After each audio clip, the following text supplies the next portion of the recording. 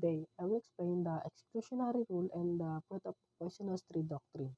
When we say exclusionary rule, it states that any evidence obtained through illegal and unreasonable search and seizure cannot be presented in court. This protects the right of individuals against unlawful actions by authority. Then the fruit of the poisonous tree doctrine goes further by excluding not only the illegally obtained evidence itself, but also any other evidence came from it. Then the uh, then the difference of these two is the exclusionary rule.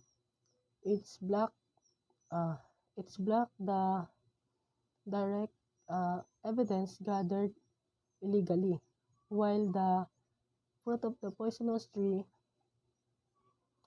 block both uh, illegal evidence, block both illegal evidence and all information or items derived from it.